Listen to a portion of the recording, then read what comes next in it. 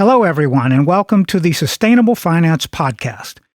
My name is Paul Ellis, and I'm your host for these programs about developments in this fast-growing industry.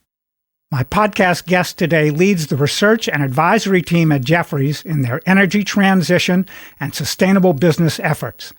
From 2022 through 2024, Aniket Shah and his team at Jefferies, a leading global financial services firm, have been ranked number one in the Institutional Investor Survey and Asia Money Brokers Poll for sustainability research in the U.S., Europe, Japan, and Australia. Aniket is passionate about advancing the global agenda on sustainability and on human rights. He serves on the board of directors of the UN Sustainable Development Solutions Network and teaches as an Assistant Adjunct Professor at Columbia University's School of International and Public Affairs. Hello, Aniket, and welcome to the Sustainable Finance Podcast. Thank you so much, Paul. It's such a great pleasure and privilege for me to be with you, and I look forward to our discussion. Yes, we've been trying to get this set up for quite a while, and I'm really glad that we're arriving at the point where we're going to be discussing issues today.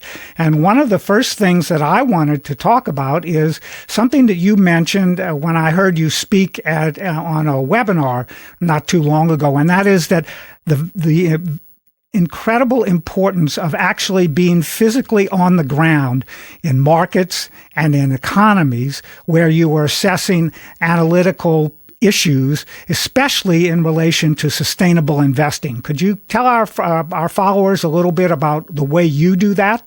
Sure, with pleasure. When I was earlier in my career, I came across a wonderful quote from John le Carré, the British author of spy novels, and he said, "A desk is a dangerous place from which to understand the world." And I've been thinking about that quote ever since. Obviously, there's a lot that one can learn from listening to podcasts and reading books and so on and so forth. But in my life, nothing comes even close to the knowledge that one develops by being in country, being in a region, talking to the people, talking to the taxi drivers, walking through the factories, going to the villages. That's when to me, it kickstarts a part of your brain that doesn't get even kickstarted when you are behind a desk. And so I've always found it very, very helpful and meaningful and frankly fun to get on a plane and go somewhere, or to get on a bus and go somewhere in my own city. It doesn't mean you have to go long and far, but just to see things with your own eyes and try to make sense of it on your own. And so, yes, I tell every professional, client, student, my 3-year-old child that going and seeing places and engaging with places firsthand is absolutely essential. And Paul, it's especially essential when you're trying to understand sustainability and sustainable development. And I'll tell you why. Sustainable development is a complex problem.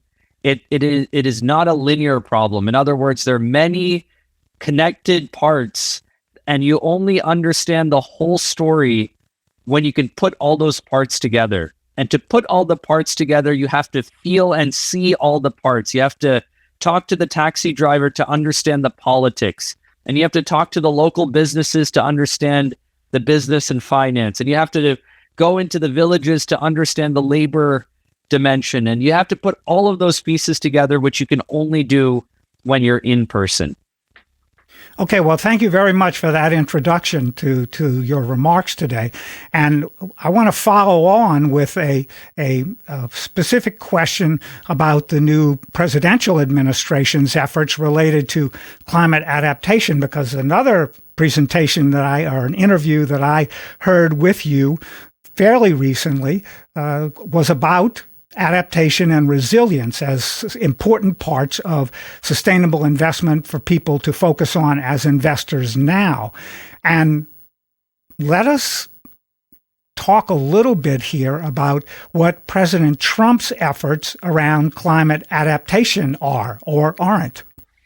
Sure. Yeah, with pleasure. I'm glad that we're focusing the discussion on climate adaptation and resilience, Paul. I've been trying for the last 5 years to get more investors to engage with this topic. Very simply put, I've always said there are three ways that an investor can invest in the climate theme. There's mitigation, there's adaptation, and there's carbon removal. All three of them are important, but the investment community spends 99% of its time on mitigation, 0.9% of its time on adaptation, and 0.1% of its time on removal. And I'm trying to change that ratio a little bit. The reality is that the world is not transitioning away from fossil fuels fast enough to meet our Paris climate goals. And as a result, unfortunately, we as a global economy are going to have to confront, deal, adapt, and become resilient to a growing number of physical climate risks that we have brought upon ourselves due to anthropogenic climate change. And climate adaptation is basically a catch-all phrase to encompass all of the different ways that society is going to have to adapt. For example, we're going to have to figure out how to deal with more heat. Extreme heat is going to be a real challenge. It already is in many parts of the world. South Asia, Middle East, Southeast Asia, there will be entire parts of those countries and regions that will become uninhabitable because of extreme heat. And we're going to have to figure out ways to cool large areas very efficiently in order to deal with extreme heat. Water is another physical climate risk. In some parts of the world, there are huge water droughts. That's going to require water desalination. In other parts of the world, there's going to be more and more floods, and that's going to require flood management systems. And the good news for investors is that there are wonderful companies that are building solutions to all of these problems, and that they are investable, and they've made a lot of money over the last few years because in some ways their rise and their need is inevitable. So with that as a backdrop, the question is about President Trump and what is his strategy around adaptation versus mitigation versus removal. Well, first things first is that it's not clear as of today if there's any strategy on climate change, period. So far from the first 4 months of the Trump administration, it seems like most attention is elsewhere. It's on tariffs, it's on tax cuts, it's on expanding the role of executive power. Climate change is not a high priority for this administration. And if it were to be a priority, then anything we can glean so far is to, if anything, slow down efforts on mitigation. So even just a few days ago, we were starting to get a sense of what the Inflation Reduction Act might look like going forward. And it's not very good news for the deployment of renewables and the deployment of energy efficiency. Okay, so what we know so far is that climate change is not a high priority for President Trump. And if anything, mitigation is going to be deprioritized. I do believe that one way the Republican Party may move forward on climate change is through the adaptation lens. And I have reason to believe that because you are seeing more and more Republicans talk about adaptation very openly.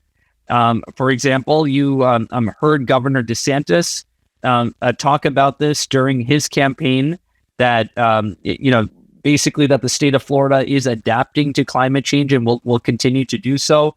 You've seen a prominent Republican politicians like Vivek Ramaswamy make the same argument that we will just adapt to climate change as opposed to go through the long and arduous efforts of trying to mitigate and move to a low carbon future. The reality is you need to do both. We need to both mitigate and adapt. But I have a sense that if anything, we're going to see the Trump administration move towards adaptation. Now, what would that look like? That's an interesting question. I think we're going to spend a lot of time today talking about that. But I think there are a few core sectors that we should all focus on. Again, I already mentioned cooling. I think that's very important. Water and water management, I mentioned that. That's very important. Grid resilience is super important because we have a huge grid challenge in this country. Not only do we need more grids, but the grid system that we have in place needs to become resilient to extreme weather events. So I think that's a third area that we're focused on. And number 4 is agriculture.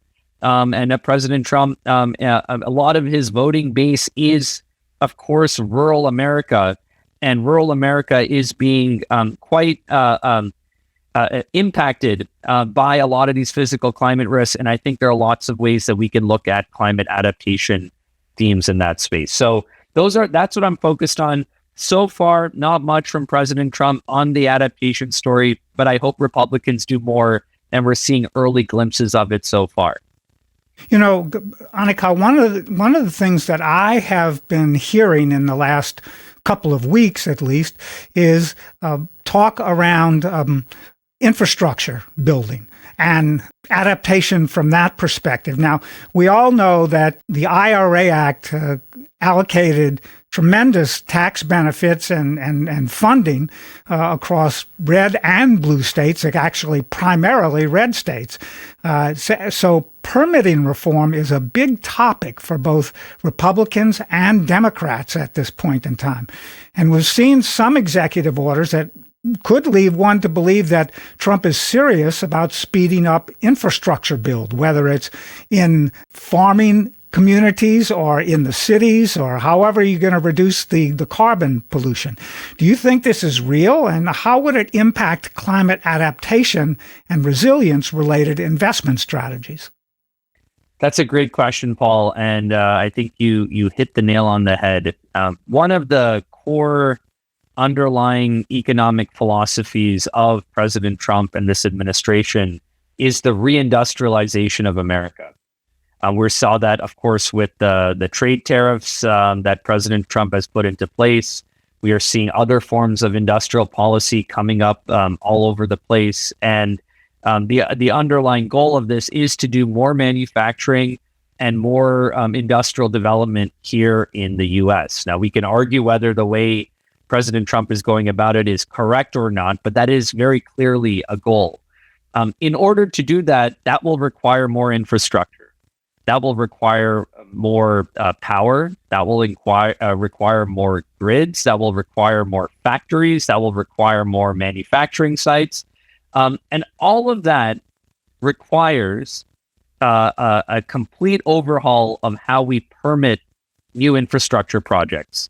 Because right now, the single biggest bottleneck to get new infrastructure projects built is our permitting system. It takes years and years and years to build anything in the U.S. And that's largely because you have to go through the long and arduous process of getting federal, state, and local permits.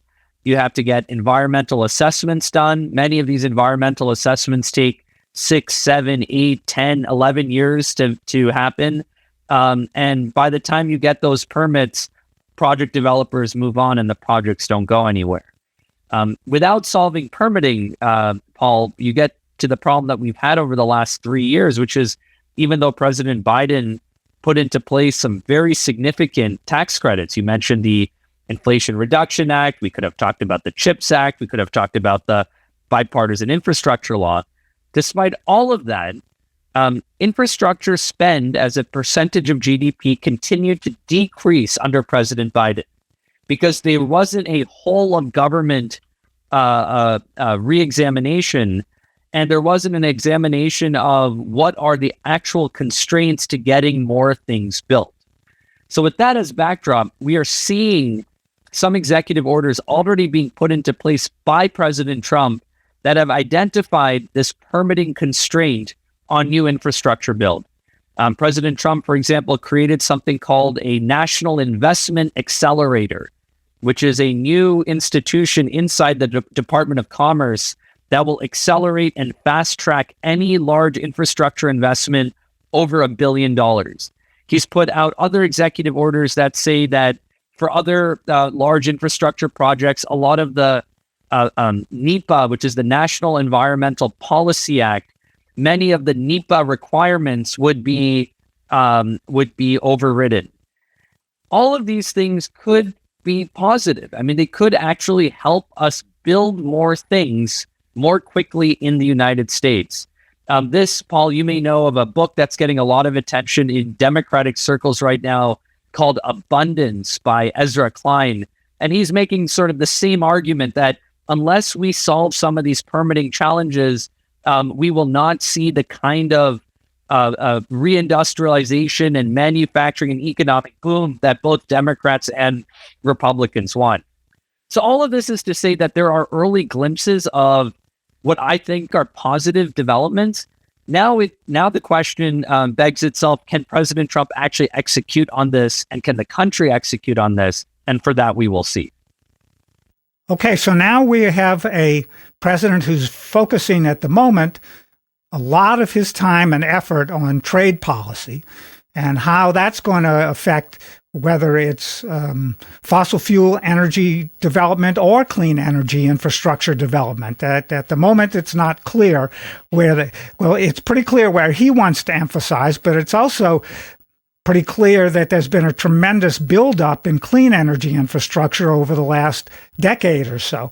So let me just pick one example and ask you to take a look at that particular infrastructure build out, and that is grid battery industries and how that is going to either help or slow down the build out of energy grids across the country over the next few years anyway.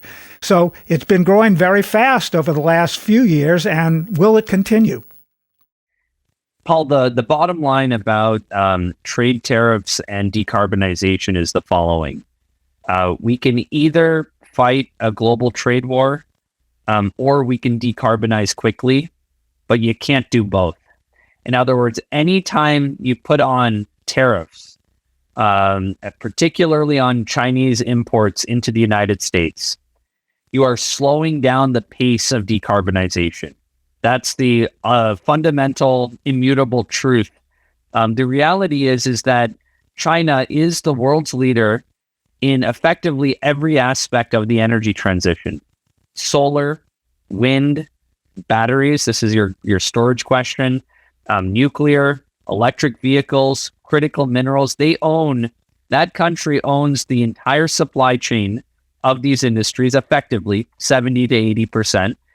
They have the lowest cost products in these areas.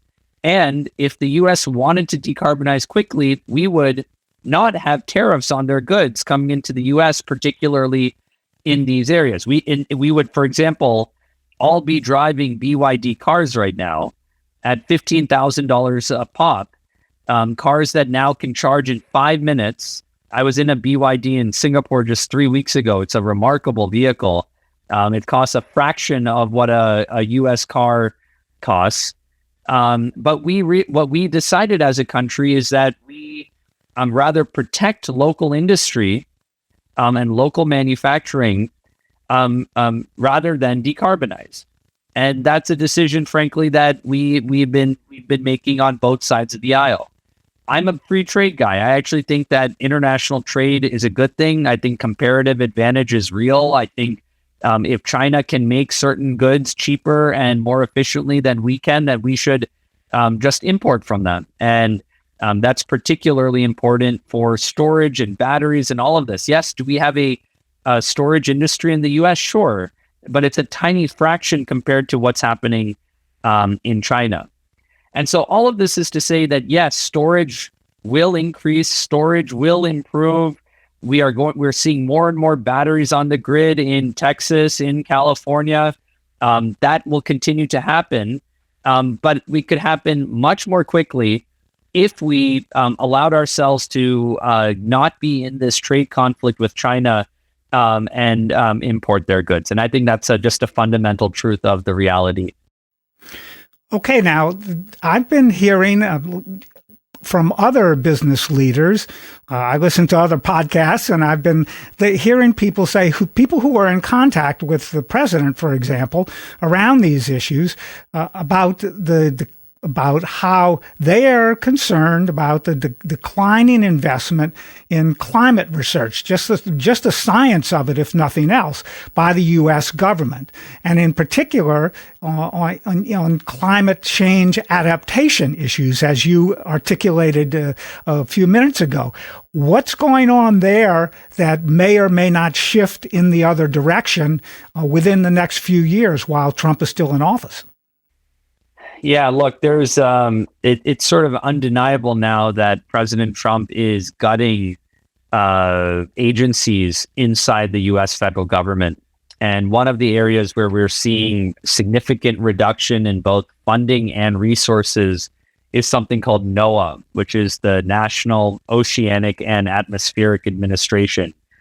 Really the most advanced agency or department inside the U.S. government that was giving us all of the data, us meaning researchers and the public at large, all of the data that we needed to understand the changes in physical climate and physical climate risk. It was the NOAA models that we were all using to understand how weather patterns were changing and so on and so forth. And NOAA is just one example, but there are several others like this, has seen a significant departure of their key staff, seen a significant already shutting down of programs. And this is a real challenge. Now, the question is, what will happen to that work? And are there other companies or governments that can pick it up? The good news is that even if the U.S. is backtracking on climate change, I am very confident that the rest of the world won't. And so it's too bad in a way for the U.S. because we, for the next little while, may just not participate in one of the most significant economic changes of the global economy for the next 50 years. And the rest of the world will most likely just accelerate ahead. But to do that, you need data. And I think we're going to see much more limited climate adaptation. In other words, physical climate data coming from the U.S. government going forward. All right. Well, that's not good news, but in anticipation of this continued uncertainty at the moment regarding U.S. clean energy transition, and more data and science coming out of our government and our scientific academic institutions, what should investors in the U.S. be focused on for the next couple of years, at least until the midterm elections? Sure. I would say three main points. The first point I would make is that if you remain interested in investing in the climate theme, which I think we all should, because it is a multi-trillion-dollar multi-decadal shift that is going to change how we do everything in the world economy. I think you should be focused a lot more on opportunities on the mitigation side outside of US and Europe for the next 3 years. So over 2025 through 2028, if you were to allocate into this theme of climate mitigation, I'm going to come to adaptation for point number 2, but just on mitigation, I think the best investment opportunities will be in China. I think they'll be in Japan. I think they're going to be in India. I think they're going to be in the Middle East. There are extraordinary companies in electric vehicles, for example, in China, like BYD. You have amazing companies in India that are deploying the largest solar projects in the world, like Adani. You have amazing companies in Japan, both public and private, that are supporting a $1 trillion energy transition program there known as the GX plan. You have companies in the Middle East that are driving huge adoption of water desalination through cheap solar like Aqua Power. And so on the mitigation side, I would say focus outside the US, because mitigation story in the US is going to be quite difficult, and I think in Europe as well for the next little while. That's point number 1. Point number 2 is on the adaptation story, what we've talked about today. I think there are going to be some very significant opportunities in US and Europe during this period of uncertainty. I'm very much excited about companies that I'm seeing in, like I mentioned already, in the water space, companies in the cooling space, companies that are going to be supporting our farmers in the agriculture space. And all of this is going to happen in this theme of adaptation in the United States and Europe over the next 3 years, because frankly, we don't have a choice. Adaptation to increased physical climate risk is something that we're just going to have to do one way or the other. So that would be point number 2, is if you're going to focus on investing in US and Europe, but let's just talk about the US, I would make it adaptation focused. And on adaptation, I would be focusing on at least these 3 themes, which are water, heat, and agriculture. And then a final thing I would just say in all of this is that I think more and more of our clients and your listeners need to open up pools of their capital and invest in private companies. Yes, because absolutely. I'm sorry, I didn't mean to jump on top of you there, but no. I feel so strongly about this, and I'm glad you're bringing it up. Yeah, and it's, Paul, it could be 5% of your portfolio, it could be 2%. I'm not saying put all your money in early stage venture capital and growth capital and all of this, but the reality is that this is a growth industry. It's still in its early stages, and the most exciting innovations are oftentimes in small disruptive companies that are outside the public markets. And there are wonderful private equity, venture capital, growth equity funds that are working in the climate adaptation space. I spend a lot of time with a firm called the Lightsmith Group. They are a private equity, sort of a growth equity firm only focused on climate adaptation. And I think they're going to be more and more like them. And I would just suggest that we all look at those kinds of firms and consider allocating more capital to them. So those would be my 3 very specific pieces of advice. On mitigation, focus outside US and Europe. On adaptation, focus on the US, particularly in these sectors that I mentioned, and then allocate more capital to the private markets. And I think you'll be able to find some great opportunities and commercialize this trend. Great. Well, Aniket, thank you so much for your time today. I know how busy you are on a day-to-day basis, and when your assistant sent me your travel schedule to try and book this recording, I must admit it was difficult to find a day and time that wasn't already occupied by someone else's meeting or someone else or travel that you were doing. So keep up the good work. You and your team are doing a fantastic job, and what you've shared with our listeners today, I think, is so important to the future of all of this type of economic development here in the U.S. So where online, Aniket, can our followers go to learn more about sustainability and the energy transition strategies that you are pursuing at Jefferies? And how can they get in touch with you with questions about the issues that we have discussed in today's podcast episode? Well, first of all, Paul, thank you very much for all that you do. You are doing a remarkable service to the financial and investment community and have been for a long, long time. So kudos to you and a thank you to you. For those who are listening who want to be in touch, best way to reach out is just to contact me directly. My email address is ashah14, that's ASHAH14 at jefferies.com, Jefferies, jefferies.com. Just send me an email. We can get you on our distribution list of our research, and we can see what we can do together. So just please reach out. Great. Well, thanks again very much. Aniket Shah, Managing Director and Global Head of Sustainability and Transition Strategy at Jefferies. Aniket, have a great day, and thanks for your time. Thank you very much.